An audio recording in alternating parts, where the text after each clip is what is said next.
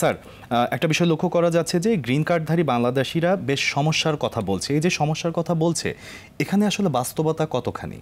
সত্যি কি তারা সমস্যায় আছে? এটা সম্পূর্ণ বাস্তব, কারণ আমি সব কল পাচ্ছি এবং আপনাদের মাধ্যমে বলতে চাই, অনেকে মনে করতে পারেন যে অ্যাটর্নিরা ভয় দেখাচ্ছে। শুধু আমি অ্যাটর্নি মঈন চৌধুরী না, অনেক সোশ্যাল মিডিয়ায় যারা অ্যাটর্নি এটলো যারা আছে, তারা যখন কথাগুলো বলে শুড বি অথেন্টিক, কারণ অ্যাটর্নিরা যদি মিথ্যা বলে তার লাইসেন্স সমস্যা হতে পারে। বর্তমান সমস্যাটা হচ্ছে যারা গ্রিন কার্ডধারী বিশ্বের বিভিন্ন দেশ থেকে, আমেরিকা 190টার বেশি দেশ আমি রিপ্রেজেন্ট করি, being an district leader of Democratic Party in Queens County. So সব দেশের লোক আমেরিকায় বসবাস করে এবং তাদের একটা উদ্দেশ্য থাকে কি আমেরিকায় যেতে হবে, গ্রিন কার্ডটা তাদের একটা স্বপ্ন থাকে।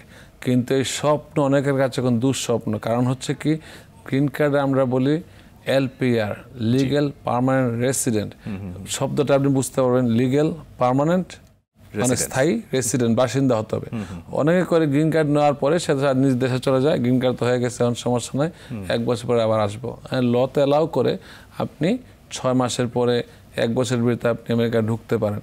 কিন্তু এখন প্রশাসনের মনোভাব হচ্ছে যে আপনি যদি দেশে নাই 1-2বার হয়তো আপনার এক্সকিউজ থাকতে পারে, অসুস্থতা থাকতে পারে, কোনো প্রাকৃতিক কারণ থাকতে পারে, দুর্যোগ থাকতে পারে। প্রতি বছরে আপনি 1 বছর থাকবেন, 9 মাস থাকবেন নিজের দেশে, আর 2 মাস থাকবেন আমেরিকাতে, এটা হয় না। তখন তারা বলতেছে এগুলা তোমরা যদি, তার মানে তুমি এদেশে থাকতে ইচ্ছুক না, তোমার গ্রিন কার্ড নেওয়ার দরকার নাই। এটা বাস্তবতা। আপনি হয়তো 2 মাসের জন্য ভ্যাকেশনে যেতে পারেন, আপনি গ্রিন কার্ডের কি প্রয়োজন? এটা অন্য কেউ হয়তো ইউজ করবে। এখন সবাই সতর্ক থাকতে হবে, যারা এই দেশে বিভিন্ন দেশে থাকেন তাদের উচিত হবে আমেরিকায় স্থায়ী বসবাস করার জন্য পরিকল্পনা করা। এই জন্য আমেরিকার শর্ট ক্রাইসিস হচ্ছে, অনেক কিছু লোক পাওয়া যাচ্ছে না, কারণ স্থায়ী বাসিন্দারা চলে আসছে এখানে, আর অবৈধরা যাচ্ছে বিদেশে, আমাদের দেশে যাচ্ছে।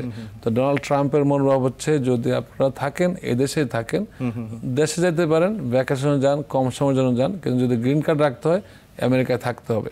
আচ্ছা, গ্রিন কার্ড রাখলে আমেরিকায় থাকতে হবে এবং সেটা স্থায়ীভাবে থাকতে হবে। এই যে স্থায়ীভাবে থাকার কথা বলছেন, স্থায়ীভাবে থাকার জন্য আসলে কি কি পদক্ষেপ নিয়ে স্থায়ীভাবে থাকা উচিত? পদক্ষেপ ধরেন স্থায়ীভাবে বলতে গেলে, যদি কারো জব থাকে এখানে একটা দেশে, আমি যদি বাংলাদেশে, আমি অস্থায়ীভাবে আসছি, 2 সপ্তাহের জন্য আসছি, নিশ্চয়ই আমি এখানে জব খুঁজবো না। যদি স্থায়ীভাবে কেউ থাকে, ওই দেশে যার জব থাকবে, তার একটা লিস্ট থাকবে, সে যেই বাসায় থাকে একটা ডকুমেন্ট থাকবে, তার বিলস থাকবে, হসপিটাল রেকর্ড থাকবে, তার ইন্স্যুরেন্স থাকবে, গাড়ি থাকতে পারে, নাও থাকতে পারে, তার ছেলে মেয়ে থাকবে, ম্যারিড হলে তার ছেলে মেয়ে এখানে থাকবে। টাইসটা দেখতে চাই আমরা, তার ট্যাক্স রিটার্ন করবে। যদি আমেরিকার সাথে টাইস না থাকে, মানে যোগাযোগ না থাকে, দ্যাট মিনস সে বিচ্ছিন্ন হয়ে গেল।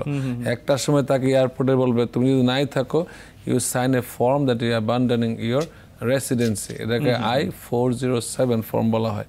কিন্তু এটা করলে, এয়ারপোর্টে করলে, সে কিন্তু তার স্থায়িত্বটা, এলপিআরটা, লিগ্যাল পার্মানেন্ট রেসিডেন্সি পরিত্যাগ করলো।